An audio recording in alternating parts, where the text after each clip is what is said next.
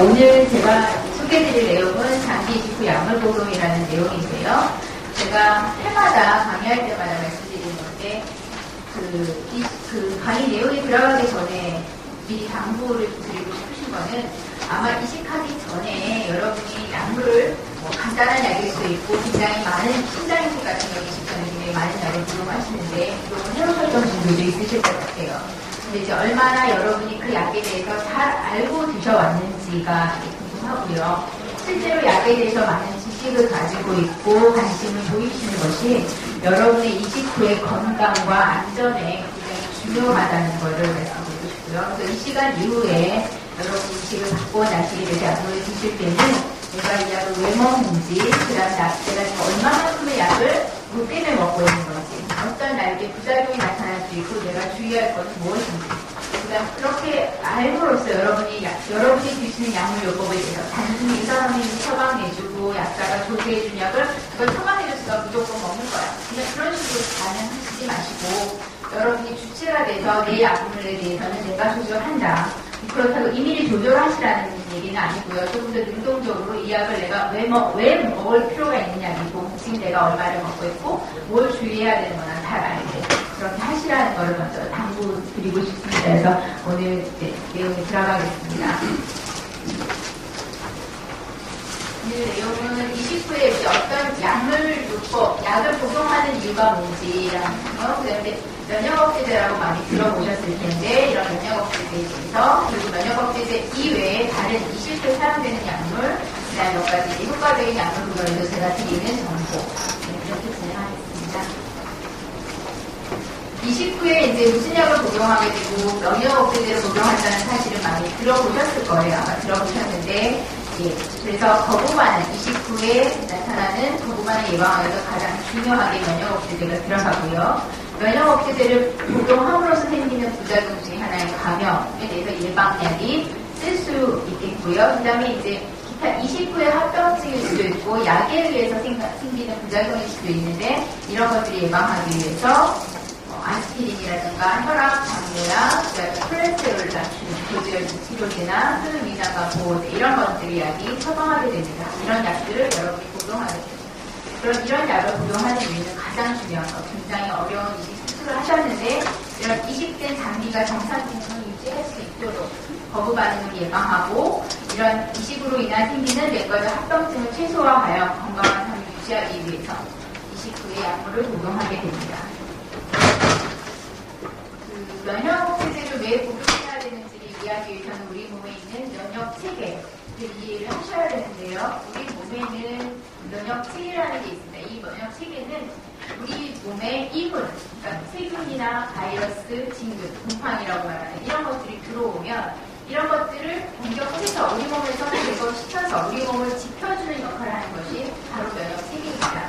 그런데 여러분이 이식을 하게 되면 우리가 비록 필요해서 우리 몸에 굉장히 필요해서 장기를 이식했지만 우리 몸의 면역체계는 이 또한 내가 아닌 남이랑 타인을 이물이랑 똑같이 여기게 됩니다. 그러면 이런 이물을 보자마자 면역체계는 이를 공격해서 이를 제거하려는 이를 파괴시키려는 반응을 나타나게 되고요. 이러므로써 이식된 장기가 약간 손상되는 것을 거부 반응이라고 얘기합니다. 정상적인 면역 체계에서는 이런 문제 때문에 거부 반응이 발생할 수 있는데요. 이 면역 억제제는 이런 우리 몸에 있는 면역 체계와 이식된 장기에서 서로 손을 잡고 화합할 수 있도록 같이 공존해서 있을 수 있는 면역 체계를 조율해주는 약간 면역을 낮춰줌으로써 그렇지만 또 아주 많이 낮추는 게 아니라 다른 외부 세균이나 바이러스 진균에 대해서 보호할 수 있는 정도로 낮춤으로써 조절해주는 역할을 하고요. 실제로 거부 반응에는 그 나타나는 시기에 따라서 초급성, 급성, 만성 거부 반응이 나타날 수 있는 걸로 되어 있고요. 초급성 거부 반응은 주로 이제 수술하고 아주 초기에 보통 이제 여러 가지가 급히 맞지 않았을 때 나타나는 거라서 아마 대부분의 그런 거부 반응이 지금 최근에는 문제가 되지 않고요. 대부분이 이제 급성 거부 반응인데 이식 후 빠르게는 6개월에서 사실은 1년이 지나도 나타날 수는 있는데 이런 급성 거부 반응이 나타나고 우리가 약물요법을 주로 이제 목표로 하는 것이 이런 급성 거부 반응을 예방하려고 하고 있습니다. 이식 후 아주 좀 기간이 오래 지났을 때 생기는 만성 거부 반응은 아직까지도 이렇게 확실히 예방할 수 있는 방법은 없지만 거부 반응이 자주 발생하면 만성 거부 반응이 가능성이 높아지기 때문에 일단은 그러니까 처방되는 면역 억제제를 정확하게 복용해서 급성 거부 반응의 그런 발생률을 낮추는 것이 만성 거부 반응을 예방할 수 있는 길이라고 생각이 됩니다. 근데 급성 거부 반응은 실제로 이런 면역 억제제를 복용한다고 해도 대부분 실제로 한 번씩은 경험할 수 있는 정도로 빈도가 있습니다. 네. 중요한 거는 이를 빨리 알고, 그러니까 빨리 알 수 있는 방법은 장기마다 거부 반응의 반응이 나타나는 증상은 다르지만 실제로는 환자분이 느끼기 전에 피검사를 해보고 그걸로 인지되는 경우가 많거든요. 피검사나 또는 여러 가지 장기마다 다르지만 그래서 규칙적으로 외래에 와서 그런 검사를 받고 거부 반응이 징후가 조금이라도 있을 경우에는 어떤 빨리 즉각적으로 치료를 한다던가 하는 방법이 필요하게 됩니다. 그래서 크게 걱정하실 필요는 없고요. 대부분이 치료가 됩니다. 급성 거부 반응은 만성 거부 반응과 달리 대부분 치료가 되고 일단은 약을 잘 드시는 것이 우리가 면역 억제제를 복용하는 것이 급성 거부 반응을 예방할 수 있는 가장 좋은 방법입니다.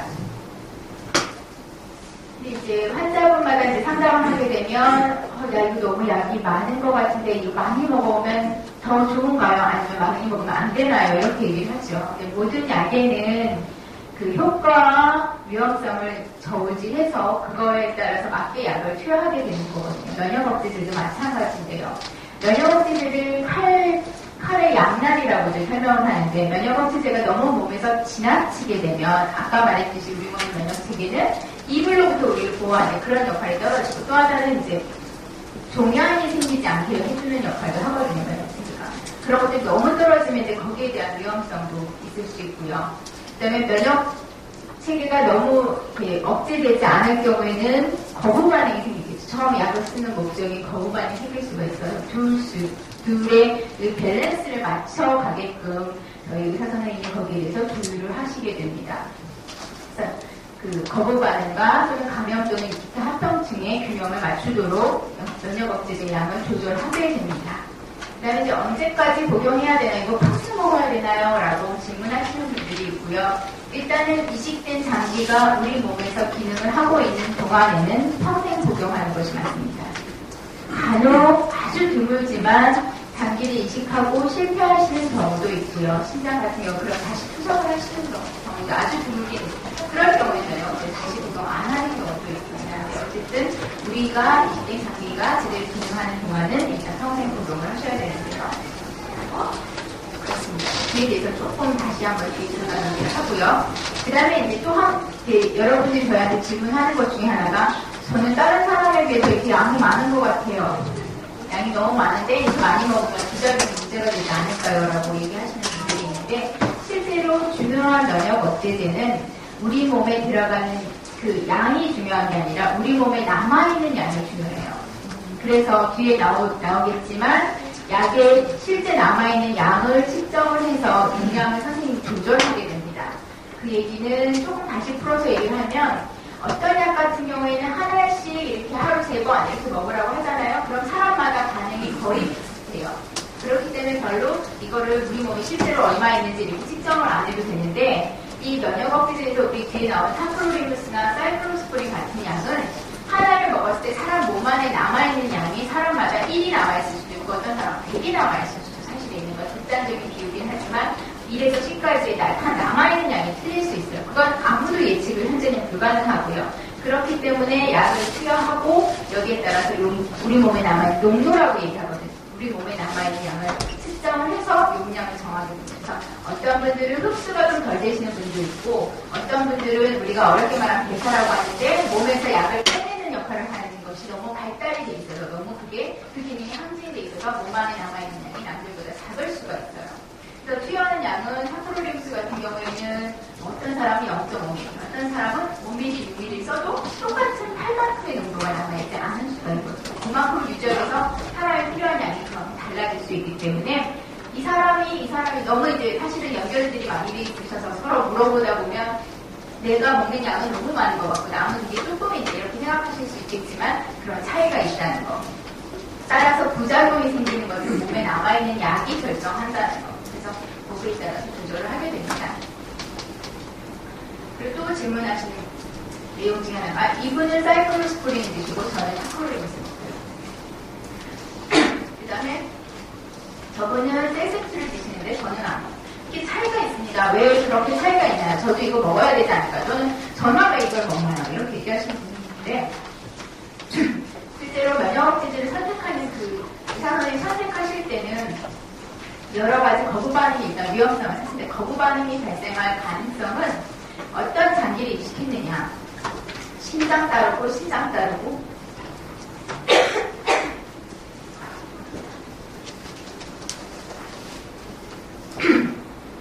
간 따르고 그 다음에 췌장 따르고 다 다를 수가 있거든요. 거기에 따라 선택을 하고 그 다음에 이식 후에 초기에 거부 반응이 발생 가능성이 높기 때문에 초반에 좀 많이 쓰다가 좀 지나게 되면 그 약을 조금 더 줄여 쓸 수 있는 이식 후 시기에 따라서 조금 달라질 수도 있고요.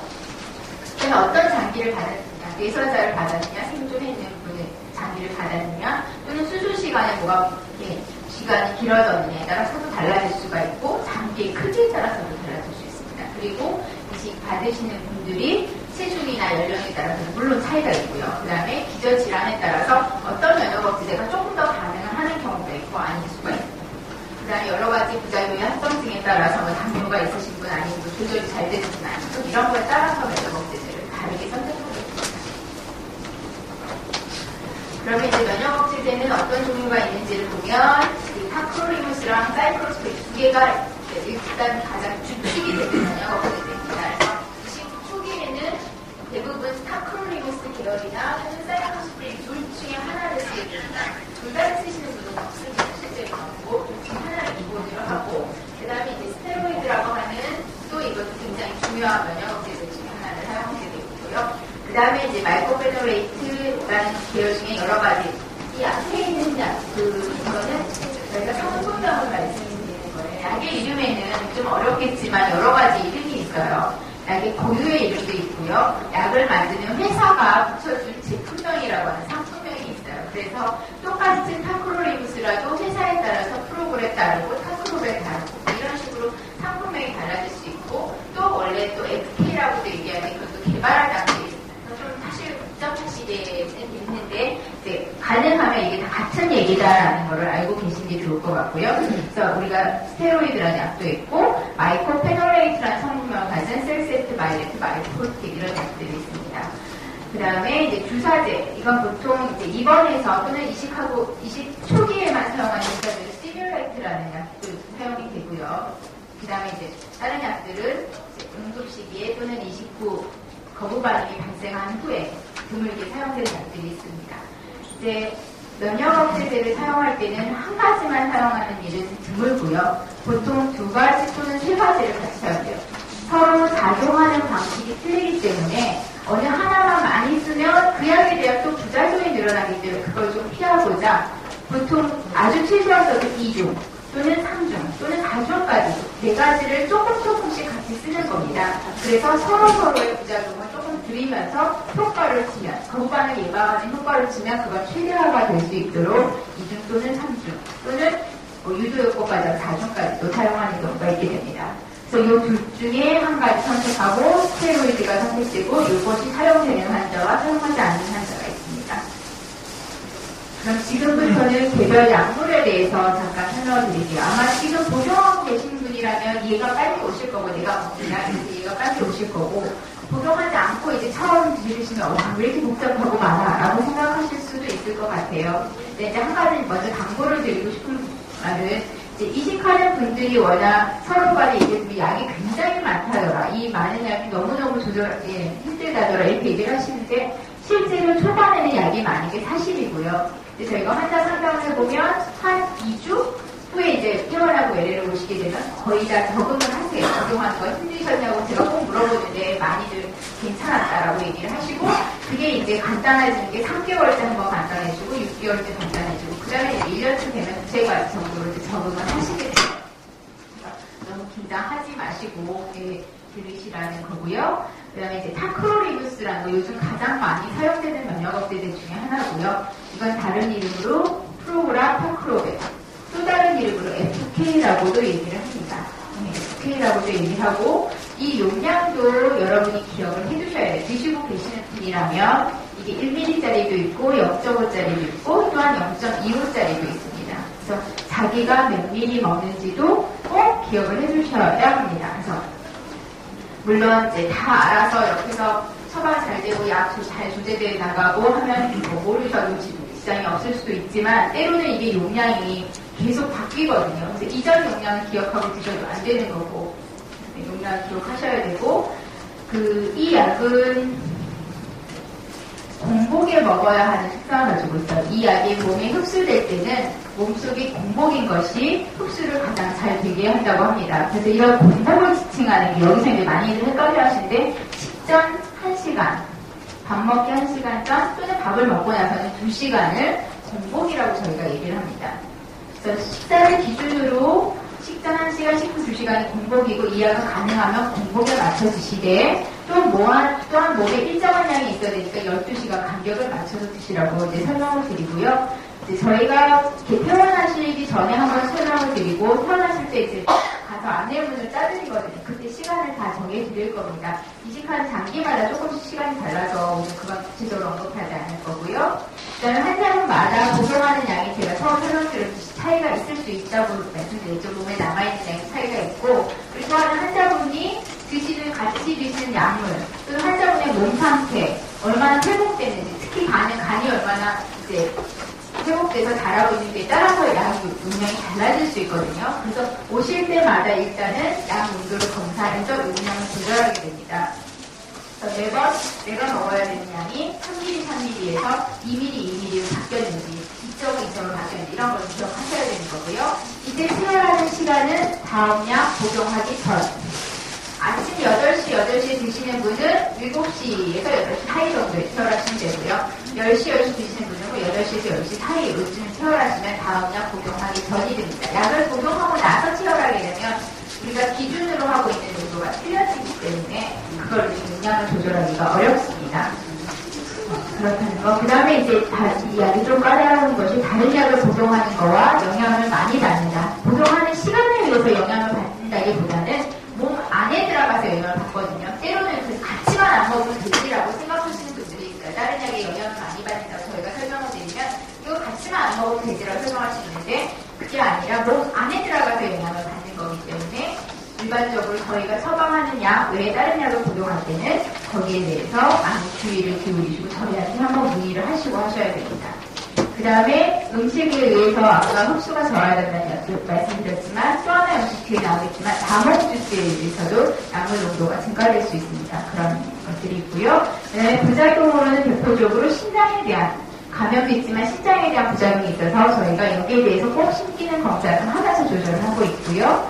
그 다음에 이제 손떨림이나 두통이 생기고 있다가 점점 좋아지고 나중에는 그렇습니다. 그리고 탈모가 생기는 분들이 있고요. 그 다음에 혈압이나 당뇨에도 영향을 두 번째 약이 사이클로스포린이고요. 아까 설명드린 그 약하고 거의 모든 것이 비슷합니다. 비슷한데 이 약은 식사 꼭 공복 상태일 필요는 없다는 거. 일단 식사랑 항상 먹고 복용했을 때 항상 먹고 복용하고 공복에 복용했을 때 공복에 복용 일정하게만 유지를 하시면 될 것 같고요. 마찬가지로 약 농도 검사를 하고요. 상호작용이 있다는 건 마찬가지 얘기입니다.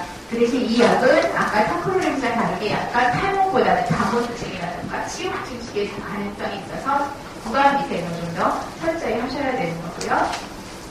스테로이드라는 약은 저희가 일반적으로 많이 들어보는 그러니까 부작용이 많은 약으로 알릴 수 이렇게 생각하고 쉴 수 있지만 면역 억제제로서도 굉장히 중요한 면역 억제제 중에 하나고요. 단지 장기간 복용할 경우에는 뭐 여러 가지 돌다공증이나 혈당, 혈압 또는 백내장 같은 부작용이 있을 수 있기 때문에 이 약은 가능하면 의사 선생님들이 천천히 줄여서 중단을 하려고 노력들을 하시다 아니면 아주 최저 용량을 쓰시는 약인데 그만큼 중요한 약이기도 하다는 거죠. 그래서 끊을 때도 천천히 줄여서 끊는 약이고 이 약은 단지 복용할 때 위가 쓰릴 수 있기 때문에 밥 먹자마자 복용하는 것을 추천드립니다. 마이코페놀레이트라는 약도 셀셉트마이렉트 마이코틱이라는 약이 있는데 역시 살티본이나 사클로리온과 같이 사용해서 공반응이 예방하는 역할을 하고요. 굳이 공복에만 꼭 먹어야 되는 건 아니지만 그래서 사이클로리온스 먹을 때는 공복이 같이 따라 드시면 되고요. 사이클로스프린 드실 때도 사이클로스프린과 같이 따라서 드시면 되고요. 이 약의 부작용 중에 특징적인 것이 설사가 생기는 의논해서 꼭 설사에 대해서 얘기를 해주셔야 하는 거라는 걸 말씀드리고 싶고요. 그 다음에 다음과 같은 박주민이나 이런 약들은 면역이 떨어진 환자, 이식한 환자에 생기는 폐렴을 예방하기 위해서 보통 1년 정도 복용하는 경우가 있고, 이건 이식한 단기마다 사실은 달라요. 어떤 단기는 복용하고 어떤 단기는 그 위험성에 따라서 복용 안 하는 수가 있고, 바이러스 치료제로 이런 약들이 있습니다. 한 번씩 읽어보시면 될 것 같아요. 여기도 이제 진균에 대한 예방약으로 이트라포나졸이나 플로포나졸 두 가지가 있고, 상품마다 다를 수 있는데 본인이 드신 약이 있으면 여기에 따라서 준비를 받으시면 될 것 같고요. 그 외에 이제 간이식 하신 분들은 간식을 하고 나서 비염 반응이 다시 재발되는 걸 예방하기 위해서 헤파빅을 맞기도 하고, 또는 비염 간염 먹는 약으로 치료제를 복용하기도 합니다. 데틱스나 캡세라, 요즘 가장 많이 쓰는 게 바라크루드, 카비오라는 바라크루다는 약을 사용하게 되고요. 여기서 다른 약은 하루 한 번 복용하시는 거 다 똑같은데, 바라크루드는 공복에 복용하는 것이 얘도 추천이 되기 때문에 파크로레임스 드시는 분들은 그거랑 같은 시간에 복용을 하시면 됩니다. 그 다음에 이제 헤파빅을 초기 구용량 맞고 정기적으로 맞게 되고요. 그 다음에 이제 이식하신 분들한테도 번거로운 것 중에 하나가 가글약을 저희가 처방하게 되는데요. 가글약은 이제 두 가지 종류가 보통 사용이 됩니다. 노란색 가글약은 곰팡이균, 진균을 예방하는 목적으로 사용하고, 분홍색 가글약은 세균에 대한 예방 목적으로 사용이 되는데, 두 가지 하는 역할이 다르기 때문에 가능한 2시간 정도 간격을 띄어서 서로를 하기 위해서 저희가 시간표를 짜드릴 때는 분홍색 가글은 하루 3번 밥 먹자마자로 하고, 그 노란색 가글은 아침에 일어나자마자 시작해서 한 공복쯤에 중간중간에 저희가 하도록 짜드릴 거고요. 이 노란색 약은 먹을 수 있는 약이기 때문에 아주 깊게 가글을 하셔서 목 안까지, 사실 이제 식도까지 커버가 되는 거거든요. 이 가글을 하는 거는 좀 번거롭긴 한데, 이 입으로 통해서 전염되는 세균이나 기타 감염을 쉽게 예방할 수 있는 방법인 거예요. 몸에는 별로 흡수되지 않기 때문에 부작용은 적지만 그 예방 효과는 크기 때문에 보통 6개월 정도 또는 짧게는 3개월 정도 이런 가글을 하시는 것이 도움이 됩니다. 그 다음에 이제 PD를 사용하면서 스테로이드를 앞에 얘기드렸는데 위장에 대한 부작용이 있기 때문에 이걸 보호할 목적으로 저희가 보호제가 같이 처방되는 경우가 있어요. 이 시기에 따라 다르겠지만 OMP라는 오메프라졸 계열도 있고요. 이렇게 포로 먹는 아루사루민도 있고요. 그 다음에 가스터라는 것도 처방이 됩니다. 이 중에 한 가지 그냥 기억해 주셔야 될 것, 이 아루사루민이라는 건 위를 이렇게 도포를 해서 감싸주는 역할을 하거든요. 그러다 보면 다른 약의 흡수를 저해하는 경우가 있을 수 있어요. 그래서 다른 약하고 이 약은, 보통의 약은 같이 먹는다고 이렇게 흡수가 서로 떨어지진 않지만, 이 약 같은 경우는 시간을 띄워두시고 드셔야 돼요. 최소 1시간 이상 띄워놓고 드시라는 거 한번 얘기를 해주시고요.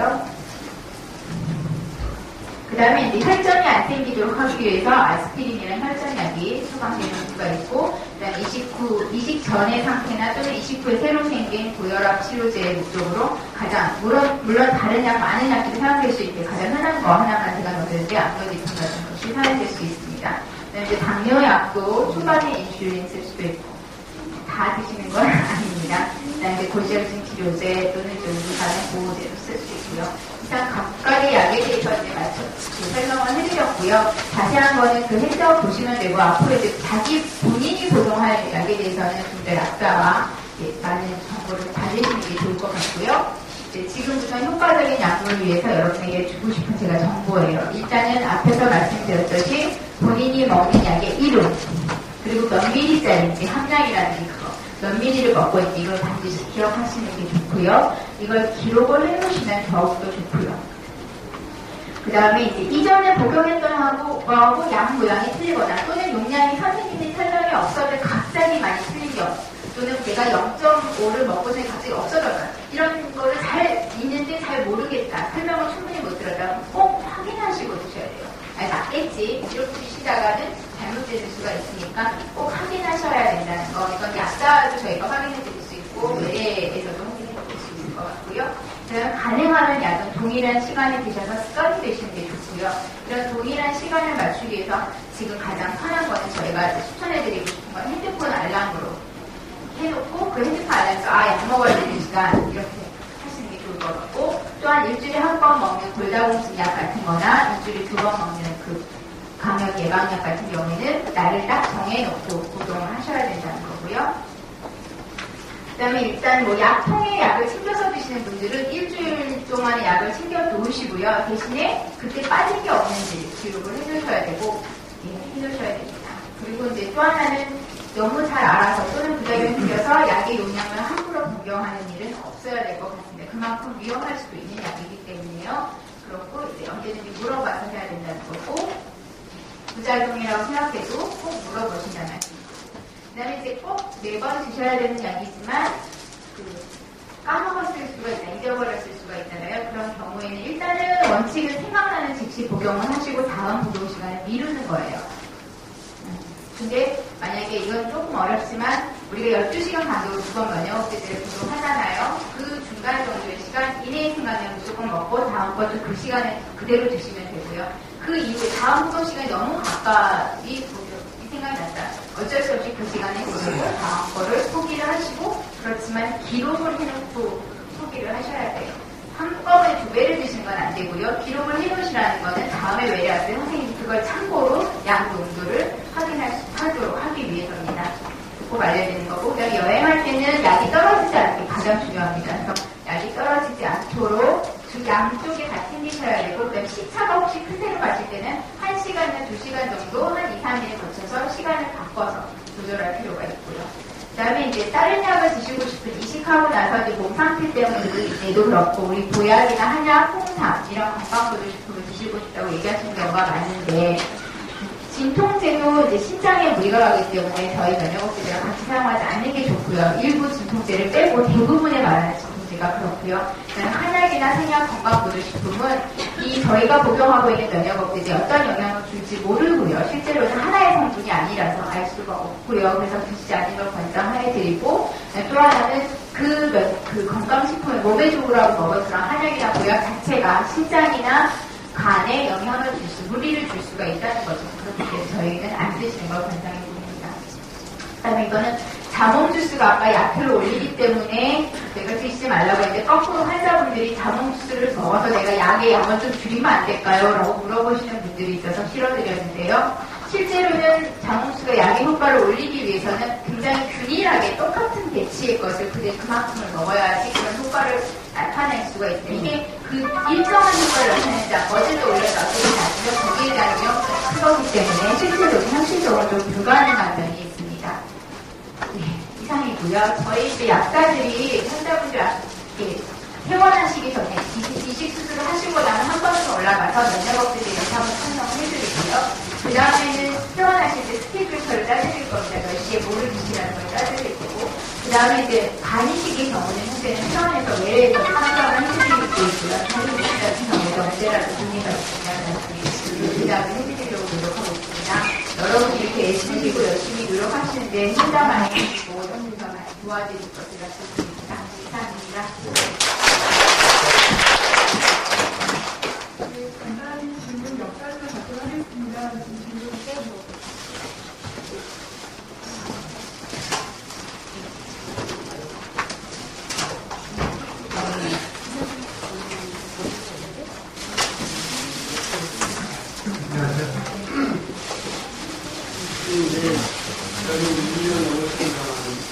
면역억제제가 초기에는 제가 기름 바르는 자주 세탁을 하고 안정화시키는데 도움이 돼서 먹었는데 오랫동안 못하고 있고요. 면역억제제 자체가 간에만 면역 거부 반응을 방지하는 것이 아니고 내 몸 전체의 면역체계를 낮추는 거니까.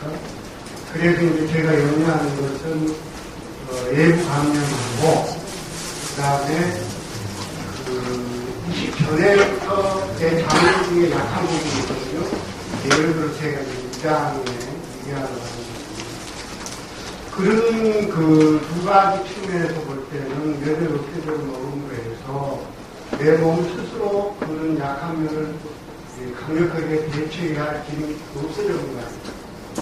그래서 제가 20대 간을 보호하는 것을 이해를 하던데 바로 그 두 가지 점을 강화시키는 그런 측면에서 제가 어떤 별도의 약을 먹겠다는 게 아니고, 우리가 보면 이제 토마토가 무엇에 이제 강하다. 또 버섯에 이제 그 간에 나쁜 것도 있지만은 표고버섯은 무엇에 좋다.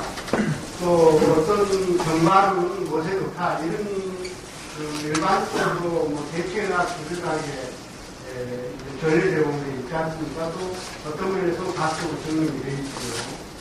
그런 것을 먹음으로 해서 내가 일정하게 내 몸이 면역성을 살리는 그것이 면역 억제제를 먹고 있는 거하고 서로 대항적인 역할이나 그 말에 그 면역 억제제를 먹되 그런 식품을 통해서 먹는 것은 그 면역 억제제의 그 대항성은 아니지 않느냐. 왜냐하면 내 몸이 좋게 되는 거니까 그 점에 대해서 제가 이제 약사님의 고개를 보자고 두 번째는요. 제가 저는 이제 타크로베를 합니다. 타크로리무스 쪽은 이제 심장애하고 탈모인데 심장애는 어차피 사이클로스포린도 마찬가지니까 이제 탈모가 진행되다 보니까 이 탈모를 계속 부르더라고요. 그래서 이걸 방지하기 위해서 지금 이제 사이클로스포린 쪽의 면역 제제는 일부 그런 시작이 못지 않습니까? 그 다음에 이제 그게 그렇다 하더라도 대신 이제 셀셉은 번역한마하고 상관없는 걸로 제가 전해드렸거든요. 그러면 기존에 내가 먹고 있는 면역 억제제의 양을 줄이면서 경영하는 거예요. 정말 셀셉을 저는 지금 안 먹고 있습니다.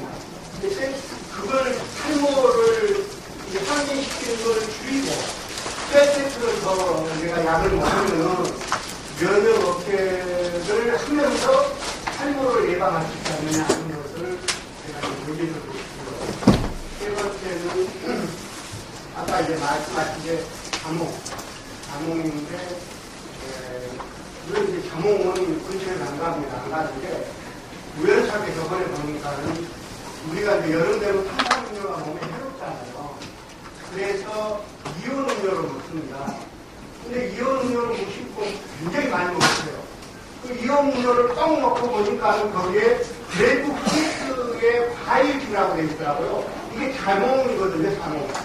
그렇다면은 여기서 자몽만 먹지 말할 게 아니라 이온 음료 중에 너무 문제가 있으니까 그걸 적당량 먹으라든가 아예 먹지 말라든가 그렇게 해야 되는데 저희가 어느 정도 먹으면은 이온 음료가 몸의 면역 억제의 그 기능을 저해하지 않고 먹을 수 있는지 그 부분에서 세 가지만 좀 답변해 주시죠. 그리고 마지막부터 짚고 넘어갈게요. 일단 포카리 스웨트의 실명은 그런 죄송하지만 포카리 스웨트가 이제 자몽 희석액으로 되어 있긴 해요. 굉장히 그 함량이 낮아요. 그래서 저희가 굳이 말씀드리지 않은 거는 사실 포카리 스웨트를 그렇게 많이 드시는 일은 많지 않다고 생각을 해서 저는 삶의 질도 중요하다고 생각하기 때문에 무조건 먹지 말라는 잘 안 하려고 하거든요. 그래서 그 어떤 약사분들은 포카리 스웨트에 대해서 강조를 하시는 분도 있지만 그걸 먹는 횟수가 이렇게 빈번하지 않다고 하면 굳이 안 하셔도 될 것 같고요. 실제로 자몽에 대한 연구에서 보면 희석하고 뭐 했던 거는 큰 차이를 안 미친 것도 있었기 때문에 굳이 거기까지는 생각하기 신경을 안 쓰셔도 같은 뭐 이런 음료 중에 그걸 알고 꺼리고 싶고 다른 거 선택하고 싶다면 그걸 하시면 좋을 것 같고요. 그 다음 두 번째로 얘기하신 것이 탈모에 대한 얘기인데요. 저희가 사실은 신장이 나쁜 경우에는 타크로리무스를 좀 줄이면서 셀세트를 같이 씁니다. 이게 탈모를 위해서 그렇게 하기 위해서는 저희가 희생해야 되는 게 좀 많은 거죠. 셀세트를 썼으면 거기 때문에 생기는 그 감염에 대한 것들이 조금 더 높아질 수 있기 때문에 신장 같은 경우는 거기를 치료를 만큼이나 그 중요한 거긴 하지만 탈모는 저희가 물론 비용적으로 중요하지만 그렇게까지 못하는 경우가 있었고요. 첫 번째 말씀드린 면역을 강화시킨다는 음식. 저는 이제 개인적으로 저희 부모님도 그렇고 그런 걸 한번 뉴스에서 들으시면 굉장히 그걸 선호해서 많이 드시려고 하는 경우가 있지만 모든 거에는 양쪽의 측면이 다 있습니다. 너무 지나치면 그거는 해가 될 수가 있어요. 뭐 보약도 좋지만 거기에 있는 농약이나 이런 중금속에 대한 문제가 또 사실 우리가 나중에 보면 뭐가 밝혀질지 알 수 없는 거거든요. 그리고 효과를 보려고 할 만큼 하기에는 굉장히 많은 양을 먹어야 그만큼 면역 기능이 이제 보강될 수 있는데 실제로 면역 보강제라고 허가를 받은 건강식품으로 나와 있던 약은 장기식 하신 분은 못 쓰게 돼 있습니다. 그만큼 면역을 보강한다는 것은 어떤 식으로 면역체계에 영향을 줘서 거부 반응의 영향을 높일 수 있는 것으로 되어 있기 때문에. 근데 일부 뭐 식품에서 그 정도까지 지금 뭐 입증된 거는 없어서 식품을 드시지 말라는 건 아니지만 그냥 일상생활에서 식사로서 몸을 튼튼하게 하는 그 정도만 드시지 무슨 효과를 바라고 굉장히 많이 드시는 건 그거에 또 다른 면이 있을 수 있다는 걸 알려드리고 싶습니다. 질문 한 가지만 좀.